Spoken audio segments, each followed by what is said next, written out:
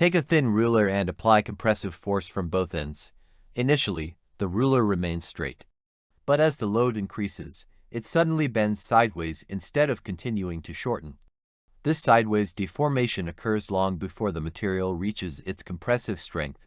This phenomenon is called buckling. Unlike crushing failure, buckling is caused by instability, making it one of the most critical failure modes in structural and mechanical engineering. Buckling is the sudden lateral deformation of a structural member subjected to compressive loading. As the compressive force increases, the member becomes unstable and deflects sideways. The load at which this instability begins is called the critical buckling load.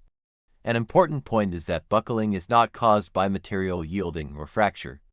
It is a stability problem where the structure loses its ability to remain in equilibrium under compression. The likelihood of buckling depends strongly on the geometry of the member.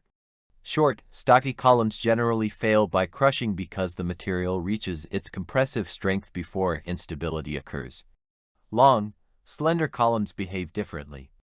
Even at relatively low stresses, they can suddenly deflect laterally and buckle. Engineers quantify this behavior using the slenderness ratio, which is the ratio of column length to radius of gyration.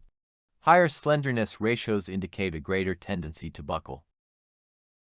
The critical buckling load is the maximum compressive load a column can carry before becoming unstable. For ideal elastic columns, this load is predicted using Euler's buckling equation. P critical equals pi squared times E times I divided by KL squared. Here, E represents Young's modulus, which measures material stiffness. I is the area moment of inertia, representing resistance to bending. L is the column length, and K is the effective length factor determined by end conditions. The equation shows that buckling resistance increases with stiffness and decreases rapidly as length increases. Support conditions have a major influence on buckling capacity. A pin-pin column has an effective length factor of 1 and serves as the standard reference. A fixed column has K equal to 0.5, making it significantly more resistant to buckling. A fixed pin column falls between these cases with K approximately equal to 0.7. The least stable configuration is a fixed free column, or cantilever, with K equal to 2.0. Since critical load varies inversely with K squared, even small changes in end conditions can dramatically affect buckling strength. Buckling is considered in many engineering applications. Building columns carry compressive loads from floors and roofs and must be designed to prevent instability. Transmission towers contain slender compression members that are highly susceptible to buckling. Crane boom members experience large compressive forces during lifting operations. Hydraulic cylinder rods are another common example, where excessive compressive loading can cause sudden lateral deflection. Wherever slender members carry compression, buckling analysis is essential. Let's calculate the critical buckling load for a steel column.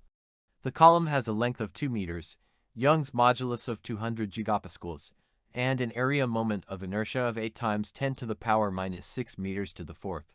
Both ends are pinned, so K equals 1. Substituting these values into Euler's equation gives a critical load of approximately 3.95 million newtons, or 3.95 meganewtons. This means that under ideal conditions, the column will become unstable and buckle when the compressive load approaches this value. In practical design, engineers apply safety factors to ensure the working load remains well below the critical load. Let's summarize the key concepts. Buckling is a stability failure caused by compression, not by material strength limitations. Long and slender columns are more susceptible to buckling than short columns.